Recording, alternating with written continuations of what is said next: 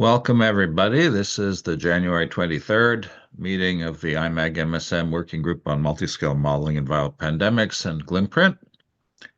We have a mini seminar today by Jiang, who's going to be presenting new work to us. Appreciate everyone for coming. As always, I need to remind people that this meeting is live streamed on YouTube and recorded and made available in a slightly edited form afterwards for future viewing. Tom is on an airplane today. I'm here. Lorenzo is here. I don't think Jim is here today, but we're always available to take your comments and suggestions. Feel free to reach out to us if there's anything we can do better to make things more useful. We have a variety of social media channels. They could work better. They'd work much better if people use them. We have the glimprint.org logo now and website. We have the old IMAG wiki page, LinkedIn page, and the YouTube channel as well. Please help us distribute that and make it as useful as possible. We have that MSM viral handle as a hashtag if people want to use it to promote the workshop. If you have publications to share related to any of these multiscale modeling topics, digital twins, we're delighted, or immunology experiments, we're delighted to promote those. Please send them to Jim Sluka, and we'll do our best to put them up on the IMAG page and the GLIMPRINT page. I think there has been a problem with the GLIMPRINT website. There was a migration for the website at University of Nebraska, so we will try to get that up and running again quickly. But if you have job announcements that you'd like announced here in the forum, we are happy to do that, or on the websites as well. One interesting thing coming up with a relatively short deadline is there's a Cold Spring Harbor Laboratory workshop on systems immunology with an application deadline of January 31st. That looks really exciting. If people are interested, they should visit the Cold Spring Harbor website and consider attending that. I think it's a topic of great interest to our community. There's also that NOSI on systems modeling of infection and immunity that's still open that people might be interested in. If we can help with team building, that kind of thing, we'd like to do that. February 6th, we have Adam Knapp. March 6th, we have Chase scheduled. If you would like to speak on February 20th, as I say always, we depend on people suggesting the people they'd like to hear. Feel free to suggest yourself, your students, your postdocs as speakers. Don't be shy if you've spoken before. You can update us on your progress or talk about different projects that you haven't presented before. We're always happy to hear from you. And we're very eager always to have graduate students and postdocs present. This is an open forum, and we're delighted to have people of all career stages present. Please do make your suggestions to me, to Lorenzo, to Jim, or to Tom. We'll do our best to secure the speakers that you want to hear. We will have a steering committee meeting tomorrow morning at 11 a.m. If you think you should be invited and you're not, let me know. We'll make sure you get the invitation. We're going to be talking primarily about getting ready for SMB. There is a deadline coming up, and we would like to have mini symposia appropriate to the topics of interest here. And so we'll discuss the organization for that. We also may discuss trying to organize additional conference proposals to the Army Research Office. Okay, today we have Jiang from Georgia State going to talk to us about immunogenic cell death, the key to unlocking the potential of combined immunotherapy and radiation therapy in cancer. So thank you everyone for coming to this talk. It's as James mentioned, it's a very short notice, so we put this together. It's about modeling combined immunotherapy and radiotherapy using macrophages. So let me first introduce immunogenic cell death pathway. For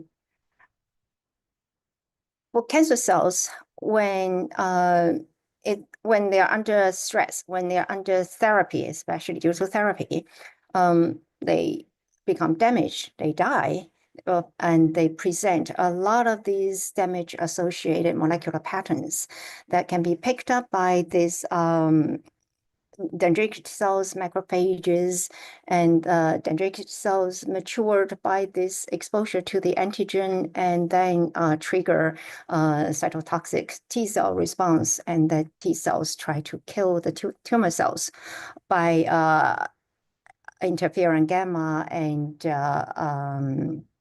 granulocyte enzymes.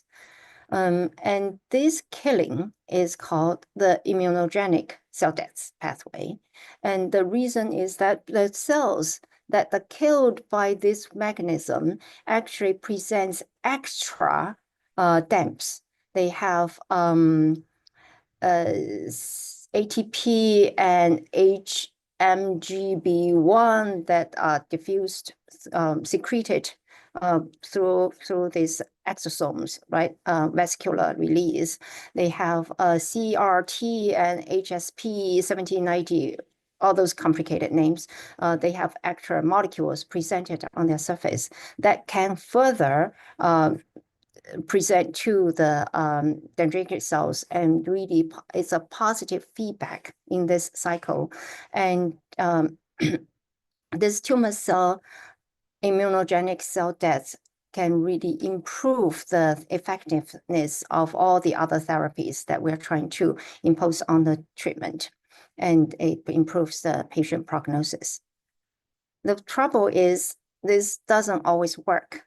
The immunogenic cell death, I'm going to call it ICD every now and then. So this immunogenic cell death not working is because in our immune cells, they have the checkpoints. For tumor cells that overexpress PD-1, for example, that can bind to T cell that have PD-L1, the ligand, and T cell will bind it by this PD-1, or there's also CTLA4 assisted binding. This kind of binding is really friendly handshake between T cells that should recognize the tumor cells and kill tumor cells. It's a friendly handshake saying, don't eat me.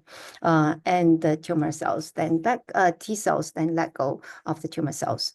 And that's why a lot of this T cell-based immunotherapy is to find antibodies, anti-PD-1, anti-PD-L1, anti-CTLA4.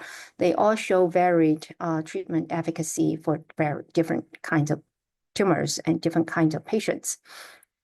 And this work is trying to explore macrophage-based SIRPa on macrophage, and CD47 on the tumor cell is the friendly handshake, is the don't eat me signal. So we are trying to explore the interruption or inhibition of this SIRPa CD47 handshake for macrophage-based immunotherapy. So all this work is done by my colleague, Yuan Liu at chemistry department across campus. So her lab took wild type and SIRPa-deficient mice. SIRPa-deficient mice is the mice that's engineered to not expressing the SIRPa hand for the handshake. So this is handless mice and wild-type mice.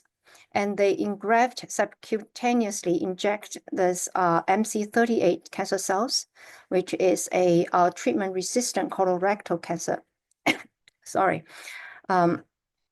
My throat is a little, I taught 2 classes today continuously. So they inject a different amount of cells per mouse to each experiment. They can inject, for example, 5,000 cells to the mouse, and you see that in this black line, the wild type mouse tumor grows a lot faster than in the SIRPa-deficient mouse. But when you increase the injection, 4,000,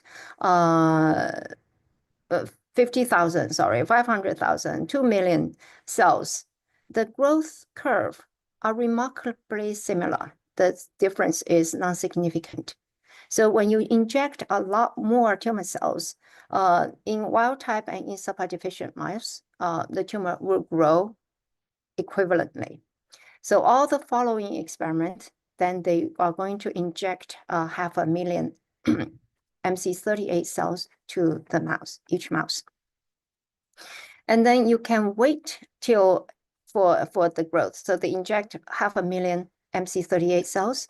Wait till day 8 to start this treatment, right? On day 8, you have the tumors growing to 100 millimeter cube. And on day 12, the tumor now is intermediate size between 100 to 400 millimeter cube. And if you wait for 14 days, the tumors are much larger, it's 400 to 600 millimeter cube. And here you see the traditional growth curve for radiotherapy. In wild type mouse, this is a small tumor when the radiation is applied. The larger, this is control without radiation. The larger the radiation dose, the more you reduce the tumor size, right? And for intermediate tumor size, when you apply it, you allow it to grow for 12 days and then apply, you see even at when you have very large dose, you have some reduction in tumor size. And when you wait for 14 days, the tumors are too large and the radiotherapy is ineffective, even with very large dose, 15 gray is very large dose. And for large cells, majority of the cells survive. But in SIRPa-deficient mice, when you don't have that macrophage hand, you see in small tumors, when you apply this radiotherapy, even with very low radiation dose, the tumor is completely removed. And in large tumors, you can compare the top and bottom. In intermediate size, in large tumors, you can see even in large tumors, there's a lot significant tumor reduction in tumor size, and the survival rate is much improved for the SIRPa-deficient mice. So the story summarized into without radiation in wild type mouse, you grow into a very large size. With radiation in wild type mouse, 8 days after 8 gray radiation, the tumors grow into a very large size. In a very large size without radiation, the tumor will grow equivalently as in wild type mouse. But with radiotherapy and in SIRPa-deficient mouse, you have significant tumor reduction. And then this combination of SIRPa deficiency and radiation kills other tumors too. So these are 2 pancreatic cancer cell lines, PAN02 and KPC. It works, the same story. So they then examined systematic immune response right after immunotherapy. So here, black is wild type after before and after immunotherapy, and red markers are for SIRPa-deficient mice with radiotherapy, before and after radiotherapy. You see TNF alpha, IL-2, IL-1 beta, INF, interferon gamma, they all have very significant differences between this SIRPa-deficient and wild type mouse after radiotherapy, right? For several days afterwards. So this radiotherapy in immune deficient, in SIRPa-deficient mice had very much significant enhancement in systemic immune response. And then in SIRPa-deficient mice, they can treat the tumors by using C12 DMP and two pharmaceutical agents to remove the macrophage. And you see the recovery, even with the radiotherapy on day 12, the tumor recovers growth. So removing macrophage, removing SIRPa-deficient macrophage, the reduced tumor growth, the tumor killing is removed, right? So this is suggesting that macrophage is really the one responsible for tumor killing in the SIRPa-deficient mice. Removing the macrophage, you remove the killing effect. Now, you cannot engineer human beings to have no SIRPa, but can you take SIRPa-deficient macrophages and then inject it into wild-type mouse? The story is yes, you can take injection. So here's a busy slide. This is the tumor in wild-type mouse without radiotherapy, no treatment. This one, the black line, and then the orange, the gray one is the one with radiotherapy, right? Remember, when it's applied in a later date, the radiotherapy doesn't have too much effect on the wild type in tumors in wild type mouse. And then you can also inject into the tumor wild type bone marrow derived macrophages with a radiotherapy. So wild type macrophage injected into the tumor in wild type mouse does not reduce the tumor by much. But then if you inject SIRPa-deficient macrophage with radiotherapy in wild type mouse, you have a significant reduction in tumor size. That's one-time injection. And if you do it twice, you inject it twice, you see the tumor is actually cleared. 10 out of 10 tumor is cleared. So this is suggesting that you can use SIRPa-deficient macrophage as a treatment, right? As a drug into a wild-type mouse. And then can you inject it intravenously? And yes, you can show the similar effect, inject into once on day 12, second time on day 14. So this injection is all in conjunction with the immunotherapy of A grade. So you see the similar treatment effect, 9 out of 9, the tumor is completely treated. Exciting. So how does the macrophage, SIRPa-deficient macrophage, kill the tumors so effectively with radiotherapy? So they show that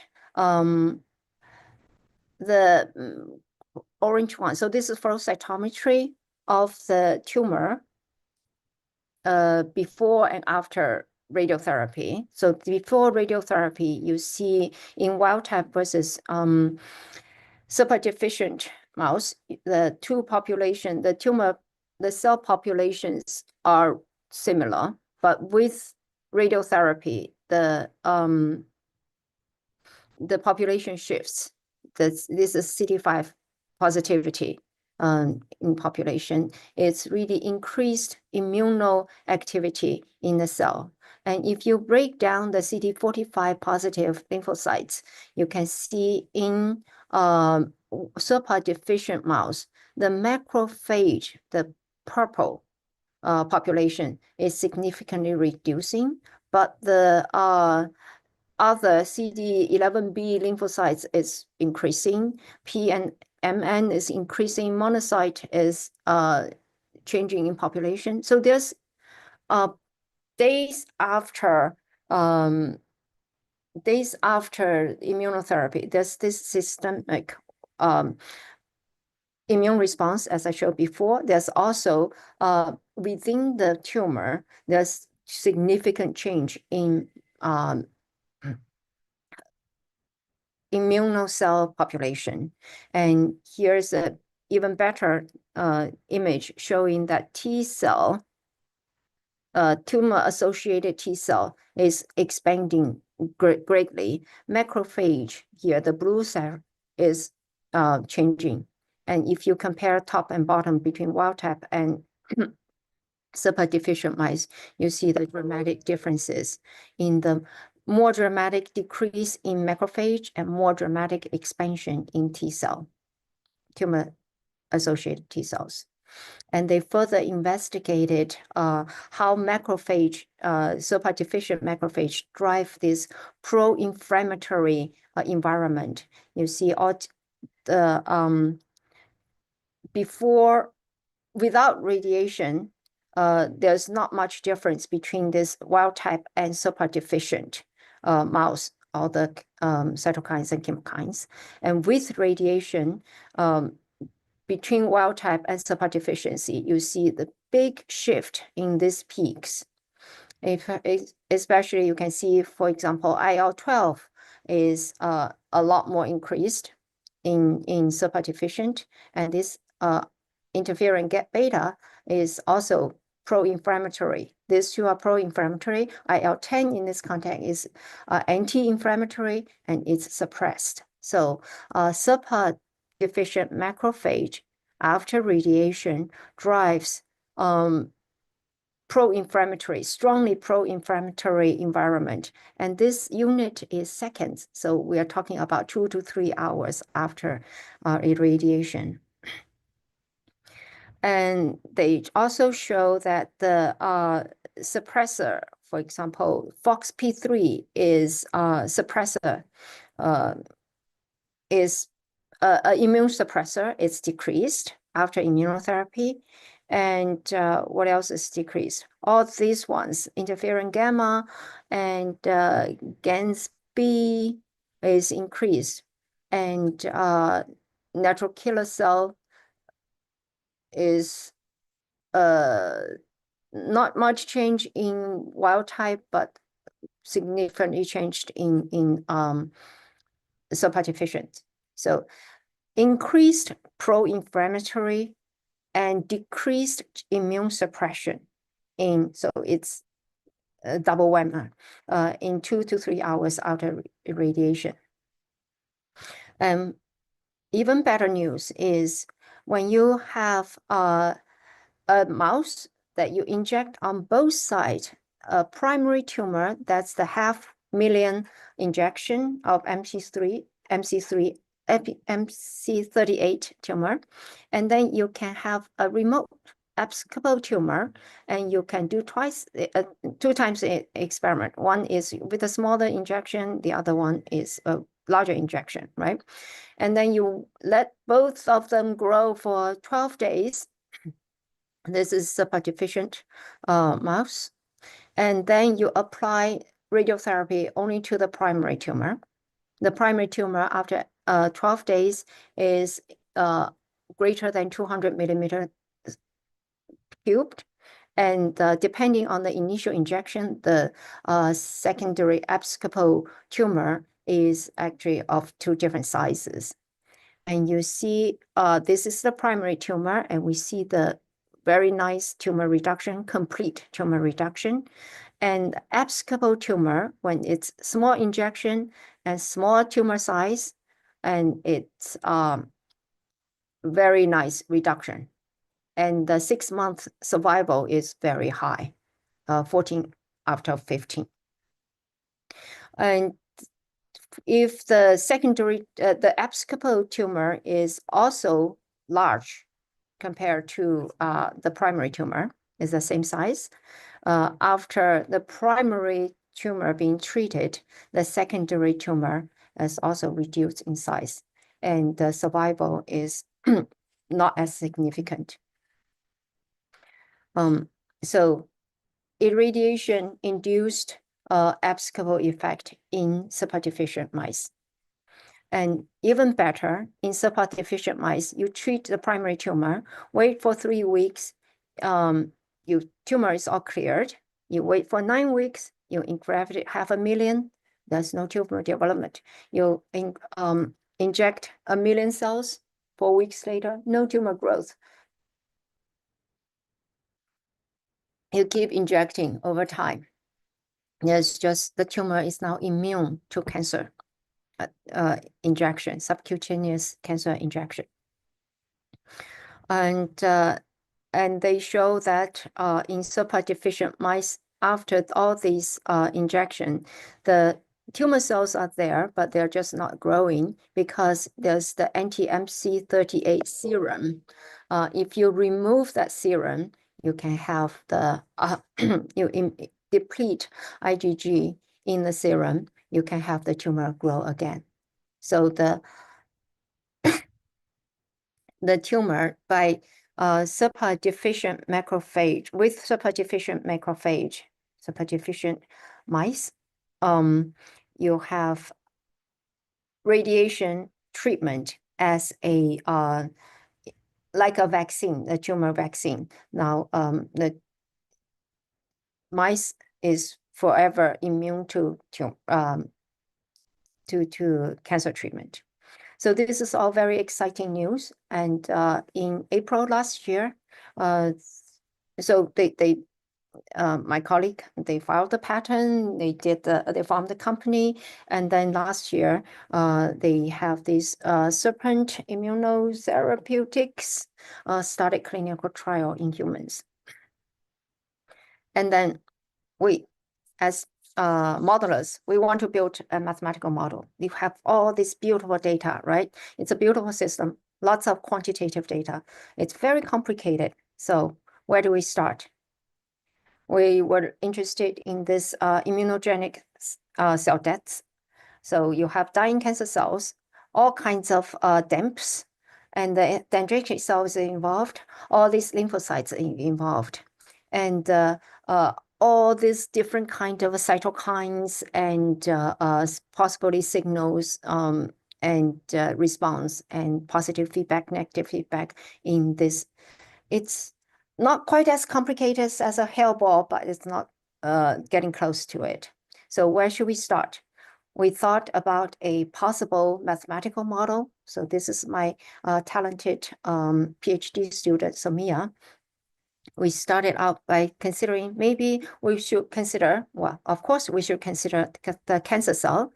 We should consider the effector cells. We should consider macrophages. So those are the main players of our system. And then we probably want to consider the suppressor, right? Immune suppressor. The immune suppressor will suppress the effector cell, and the macrophage can then induce the immune suppressor or inhibit the immune suppressor. That's what we saw, immune suppression. That's what we saw in the data. And then there's also a lot of anti-inflammatory cytokines and pro-inflammatory cytokines mediating this process. And of course, the DAMPs is another mediator. So we started writing out these equations, and very quickly, the parameter space exploded. And also, how do we find the parameters for anti-inflammatory, pro-inflammatory cytokines and DAMPs? Just IL-10, IL-12, which ones should we look at? What kind of data can we use for to parameterize this model? It quickly turned out to be quite an impossible task.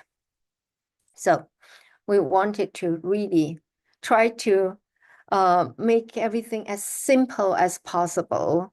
Then the simplest thing that we can think of is this wild type mouse and tumor growing in wild type mouse. So then we consider two things. One is the cancer cell, and they can grow logistically, and it's killed by the effector cell. And the effector cell can infiltrate into the tumor. They are exhausted from killing tumor, and there's the baseline clearance for effector cell, right? And then there's probably in the wild type mouse, we can also think about this wild type macrophage. They have the similar infiltration, exhaustion, and baseline clearance.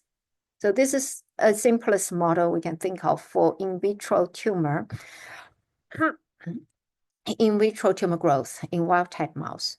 And we can try to fit the data, right? We have 3 initial injections, and then we have the data for tumor growth. Lots of parameters, and our model must simultaneously fit them all, right? So we were able to fit them all, and we were able to see the sensitivity of all the parameters, that the tumor growth rate and the carrying capacity for logistic tumor growth. Those are the sensitive parameters. All the others, the effector cells and the macrophages, turn out to be very, very insensitive. Parameters related to wild-type macrophages are very insensitive, right? And in addition, that the macrophage killing rate that we fit for the for this exercise turned out to be an order magnitude smaller, or many folds smaller than the literature reported values. So what if we remove it? Because it's insensitive and the values are so tiny. So if we remove the wild-type macrophage from this calculation, we can fit the data even better, right? And we can see the we now don't have those completely insensitive parameters. So wild-type macrophages, I think this exercise already tells us that wild-type macrophages, they are not phagocytotic. They are, in fact, impact on the tumor growth in wild-type mouse are minimal.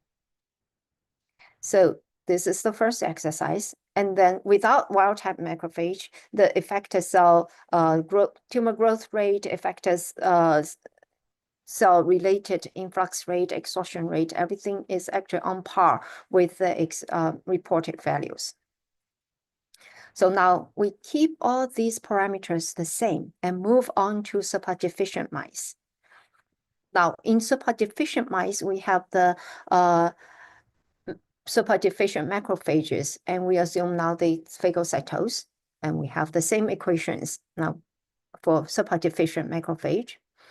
And we can fit the data nicely. And in this model, then the macrophage phagocytosis is important, and the clearance for phagocytosis parameters is and its infiltration and exhaustion rates are actually insensitive. And these are the fitted data. And we also examine their confidence level. And when we fit the data, we actually randomly sample, generate, bootstrap 2,000 copies of the data to fit the model, right? So we generate 2,000 copies of parameter set, and the mean is our fitted value. And then we can look at the distribution of the 2,000 fitted parameter set and derive the confidence interval. And it's in the same units, same order of magnitude as, no, actually, what we have SIRPa-deficient macrophage, the phagocytosis rate is 2 orders of magnitude higher than those literature reported M1 macrophage. So SIRPa-deficient, our second conclusion is result is SIRPa-deficient macrophages are phagocytotic, much higher than the literature reported values, and definitely much, much higher than wild-type macrophage. And now keep these parameters the same. This is from the first step. And now we want to simulate a model radiotherapy in wild-type mouse. And we know that radiotherapy is modeled as the linear quadratic dose dependence rate in for cancer cells.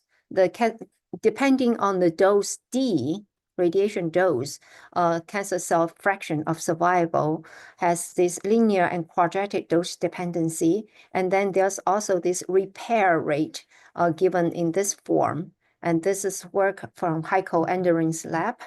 And we use that as our model. So after radiotherapy, the tumor growth rate becomes what's before with a survival fraction.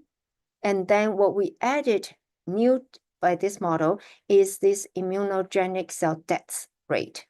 So after radiotherapy, not only you have a therapy dose-dependent survival or killing, we also have the removal, cancer cell reduction by immunogenic cell deaths.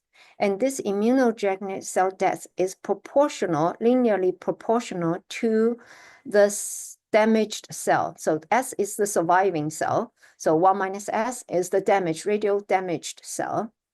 And A is the immunogenic activation, linear proportion, the simplest model that we can come up with. So immunogenic cell death, I, is linearly proportional to the radiation damaged cell with a immunogenic activation rate. And we now use this model to try to fit with the data.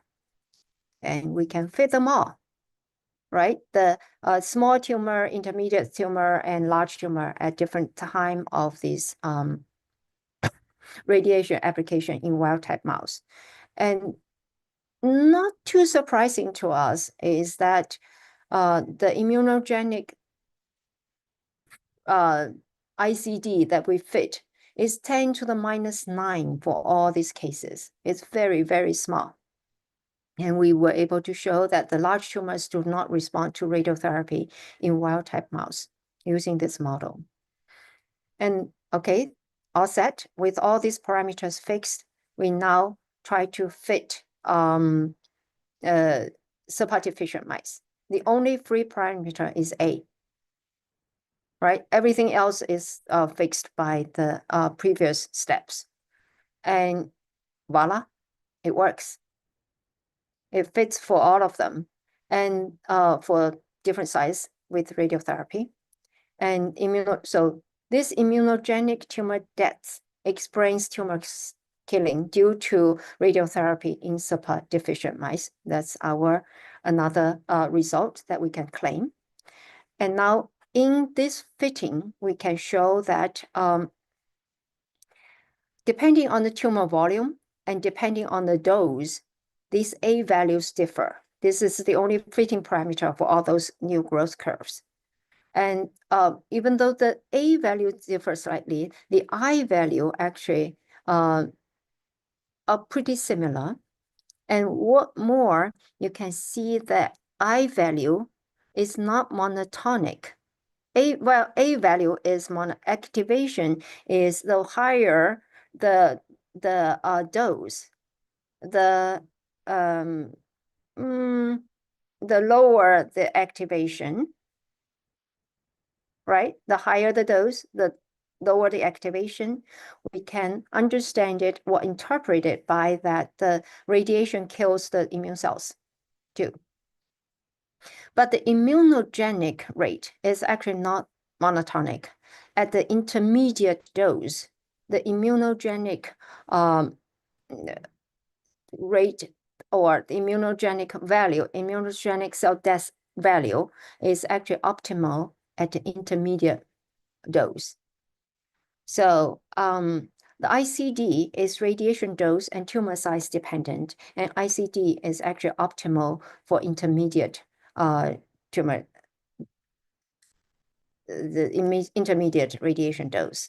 So we can interpolate this A value and then suggest to see in small tumor, intermediate tumor size, and large tumor volume, the optimal dose is actually then 6 gray for small, and then 6 gray for both small and intermediate, and the optimal should be well, somewhere up to 10 for large tumor, right? In terms of tumor reduction, in terms of activating ICD. So then we have all the parameters fixed. Can we make predictions now? We can predict tumor growth. That's not, we don't need to predict it. We have it there. But then we can predict if we have C12 MDP treatment by removing the SIRPa-deficient macrophage. We can predict removal of this macrophage, right? We can also predict injection of SIRPa-deficient mice. This is once injection, and that's twice injection. All these injection experiment, treatment experiment is predicted without free parameter. So we have this intratumoral injection, we have the intravenous injection. Everything is now just come out without fitting parameters. So I'm very, very excited. It seems that our model captures the essence at this in describing all this tumor growth under with or without treatment, without different radiation, different combination of treatment possibilities. So does it work only for MC38? No, it also works for KPC and PAN02. Of course, the parameters are not different, but the model structure is exactly the same. KPC, PAN02, the data fits. So the treatment, the model fitting the experiment is tumor type independent. Can we then predict abscopal tumor killing? And the answer is yes. No free parameters. We can grow abscopal tumor and then treat it because of the immunogenic cell death without the with the immunogenic cell death term. Without radiotherapy, we can simulate the complete removal of a small abscopal tumor and then also fit pretty nicely the large abscopal tumor.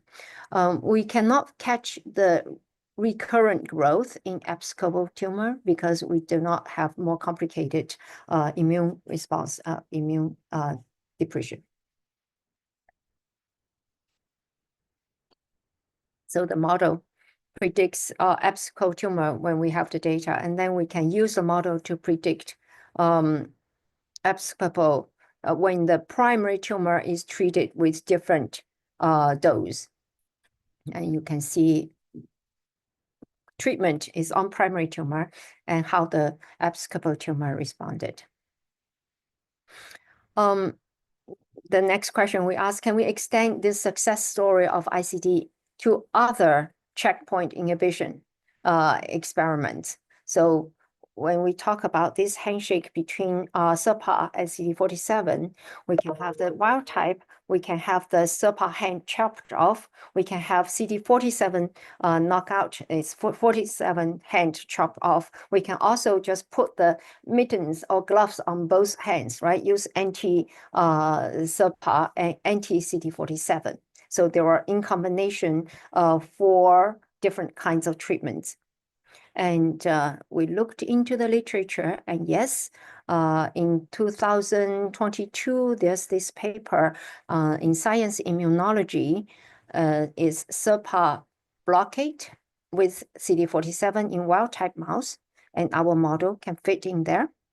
And there's another paper is using, this is anti-SIRPa, anti-CD47, anti-SIRPa alpha, with radiotherapy, and this is anti-SIRPa alpha and with high frequency radiotherapy, and this is with a macrophage antibody, SIRPa alpha antibody.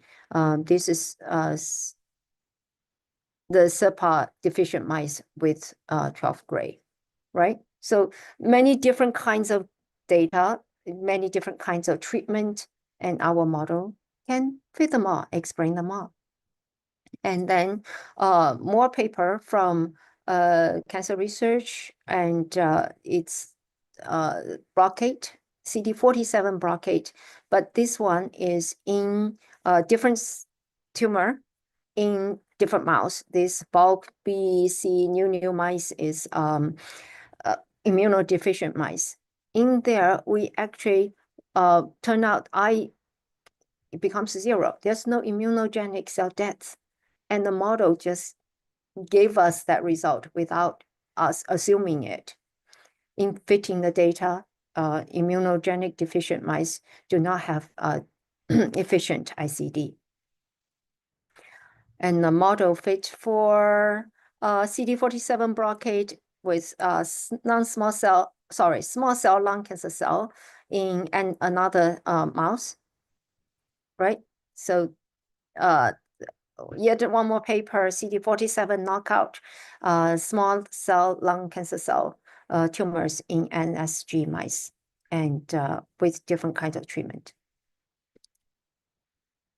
The graphs is going to look very similar. We have different varying quality of data, but when we have the data, our model can fit. So with this, we can now just put everything together. Different treatment we can fit for different phi-M, right? Phagocytosis parameter. And then we can have A as another free parameter, the activation, immune activation, and then we have the dose. So in this 3D phase diagram, parameter space, we can predict MC38 growth, tumor growth, and then evaluate different treatment efficacy for varying A and phi-M and dose, right? So we now have this isosurface of 25%, 50%, 75%. And now we can come in with these slices of parameters corresponding to different treatments. In wild type, the phi-M is minimum, it's close to 0. So we have this slice where we see how A and treatment efficacy depends on A and dose, right? And then we can see, given this tumor size, what would be the ideal dose to achieve certain, and for anti-CD47, phi-M we fitted was in this order, and this is the cross-section that you can visualize the cross treatment efficacy. And for SIRPa knockout, anti-SIRPa, actually the phagocytosis parameter is of the same order of magnitude. So we map them together. And here's the data point that we have for SIRPa knockout experiment. Sits right here close to 95% with A-grade simulation radiation. And this is CD47 knockout. And this is SIRPa-deficient mice. And these are the few data points that we actually have with different dose radiation dose. So this is a sort of a map that supposedly a clinician could potentially use, or the experimenter can use, to see if I use this kind of treatment, if I have this kind of treatment, what's the optimal dose that I could potentially offer to achieve different treatment efficacy. So this is the story. The immunogenic cell death is key to understanding this tumor killing effect in macrophage-based immunotherapy and radiotherapy. And this model explains all tumor growth data with combined radiotherapy and macrophage-based immunotherapy, all growth data that we can find. If you have more data, ship it our way and see if we can fit it too. The model also predicts abscopal effect. It predicts treatment efficacy. It predicts if you remove macrophage. It predicts if you inject into the tumor. It predicts inject it into intravenously with this macrophage-based immunotherapy. So we think that we have proposed a very simple model, but it can be used as a new conceptual framework to investigate, to integrate immunotherapy and other treatments in cancer, especially this immunotherapy. We tried it on PD-L1, anti-PD-1 and anti-PD-L1 data. It also works, but it doesn't fit in this story, so we didn't show that data. But I think this model is actually quite powerful. So here's a food for thought to this community in particular. When we talk about digital twins, medical digital twins, the tendency is to include everything into the model in order to have a faithful representation of the reality, including the kitchen sink. Everything should be thrown into it. And I'm trying to use this model to argue that mechanistic model does not need to consider all possible details. It needs the appropriate level of details, and it can do a lot of things. Our models are wrong. Simple models are not more wrong, but it can be actually really useful. So the work is actually done by this talented PhD student, Soumya, and with the help from Yuan Liu, who the model, SIRPa-deficient mouse model is what we are working on. Alexandra Smirnova from our department helped us with the uncertainty quantification and sensitivity analysis. And Andre Chen from Emory Winship Cancer Center is our source for immunology, understanding immune system, understanding immunotherapy. So with that, I thank you for your attention, and I'm open for questions. Okay, thank you for a really exciting talk. Time for a few questions. Go ahead. Lorenzo, did you have a question? Yeah, well, thank you for your talk. It's very nice and very good to see how we can use these models to predict actually some therapeutic intervention. My question is more on the initial side. If you say that inhibiting checkpoint inhibition in macrophages can help, let's say. Is there any hypothesis on how mechanistically it helps, if by doing better APC or by doing direct killing? Yeah, exactly. What is there an hypothesis of what the macrophages do? Because you mentioned they might be killing, but also you mentioned that there are more antibodies than for long term. So there must be some IPC or presentation or training in some way. So that was my question, if there is an hypothesis that is currently on this. The hypothesis is the role of macrophage when you have the interrupted checkpoint is not phagocytosis. The main role of macrophage with this inhibition is to stimulate systemic immune response. Oh, cool. And So they IC then is the main mechanism for killing. That's great. Good. Thank you very much. Ali, go ahead, please. Hello. This was a really interesting talk. I wanted to ask about the model fitting and sensitivity analysis for the case with the wild type macrophages. I noticed that for the sensitivity indices, relative to some of the other parameters, particularly the ones for cancer cells, there was a relatively lower sensitivity index for the effector cell exhaustion rate. And I was wondering why you still chose to keep that exhaustion in the model, or how you evaluated based on the sensitivity index, which parameters to keep or which mechanisms to keep. Good question. We haven't tried removing that exhaustion.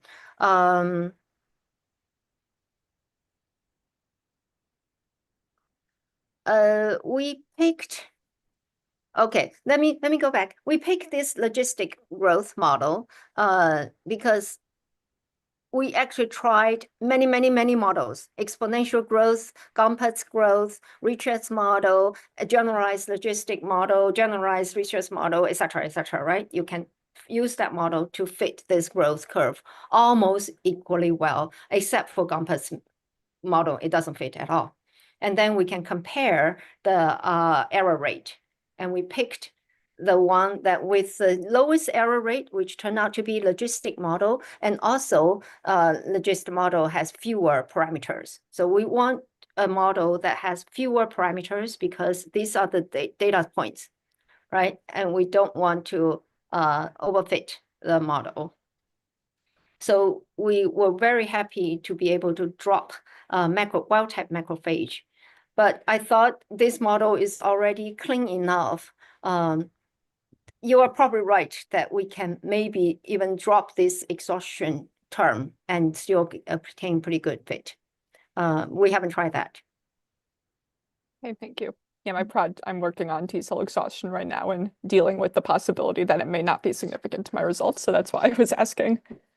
It probably is not. Tasya, please go ahead. Great presentation and really great results and even better data, really exciting. I have a question that we also arise here with our, when you look at our models. So your models have several compartments, like this one here has 2. When you feed, so your experimental data is the whole tumor. So do you feed the sum of C and E to this experimental data? And did you look at the individual compartments, how they behave? And later on, you also have macrophages. So how the individual compartments behave under those different treatments? Yes, we did that. Did I include it in my slides? I didn't. Which window am I sharing? Are you looking at my slides or empty screen? You are looking at slides. Let me see. I have the paper. I don't have the we can look at the paper, yeah. But I'm just curious whether like the ratio of the cancer cells to effector cells of macrophages, whether it's changing when you have different treatments. Exactly. That's exactly the kind of question that we were asking too. Sorry, I should have included in the talk. So this is the wild type tumor growth, and this is the wild type cancer cell. This is the effector cell. This is the macrophage, wild type macrophage. I think we are still seeing your sorry. For the treatment, different treatments. You are looking at okay. So you are looking at this. Can I stop share because you have to reshare? Yeah. So share desktop 1. Yes. So here's the fitted tumor volume. And this is cancer cell population only. This is the effector cell population. This is the macrophage population. And then we have the here's what we tried.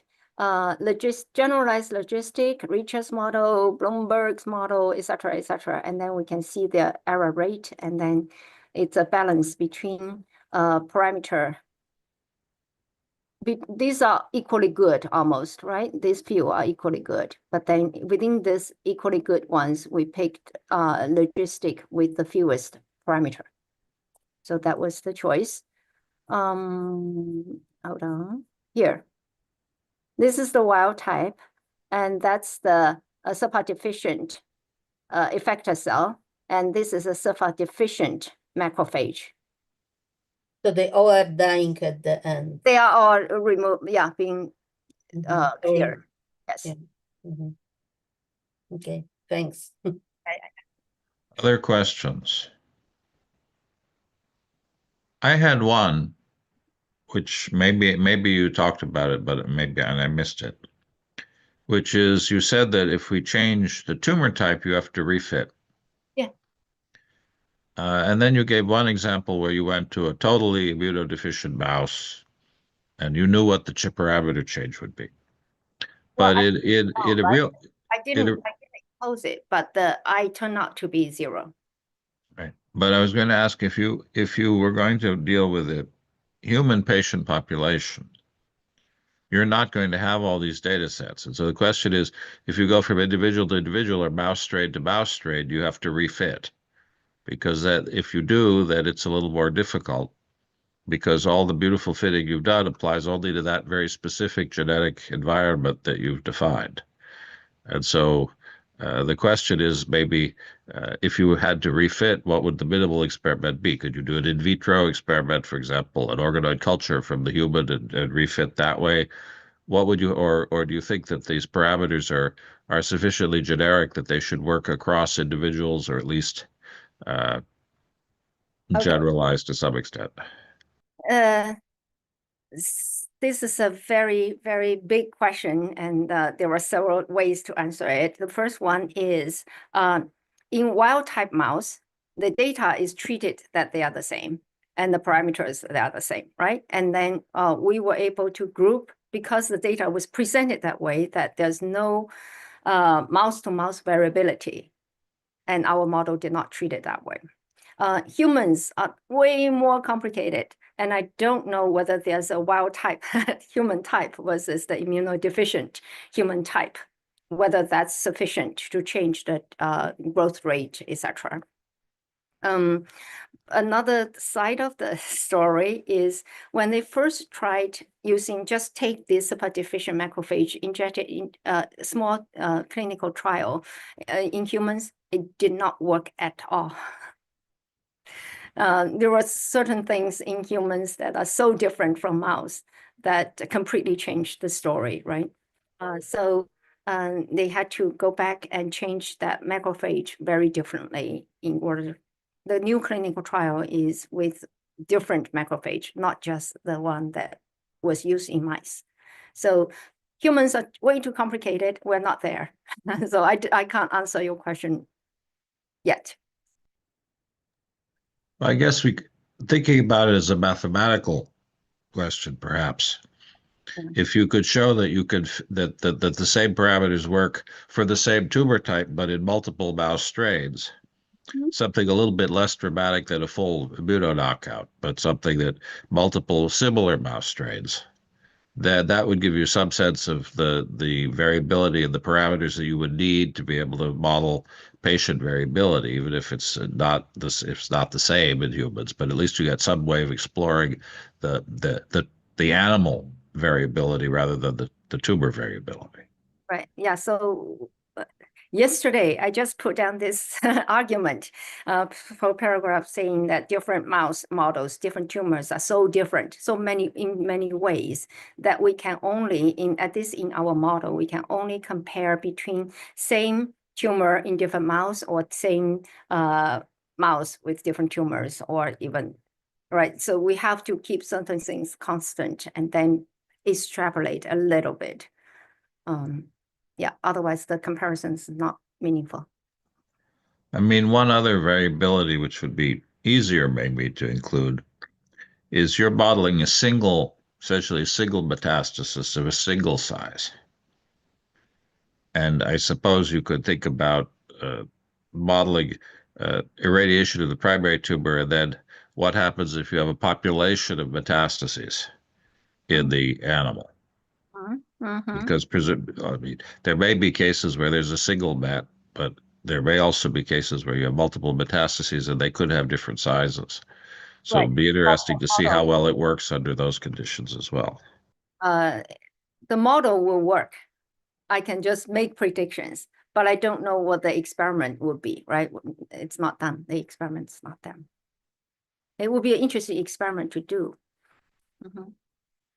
Lorenzo, go ahead. Just a comment that if I understood the experimental setup well, these are injected subcutaneously. These are tumor or the other model, but these are not spontaneous. And sometimes the spontaneous models, even in mouse, reserves surprises because, well, you can catch them at various stages of development. They might or might not develop, depends on the model. So perhaps another source of variability that is important to consider. But still is very good that we can start somewhere, no? Thank you. Okay, any final questions for our speaker today?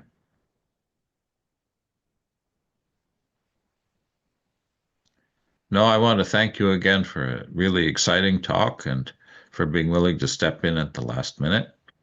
And again, if people are willing to speak in 4 weeks from now, we would very much appreciate it. Again, suggest your students, postdocs, yourselves, or the people you'd like to hear, and we'll do our best to get them on the books. Thank you all for joining us today.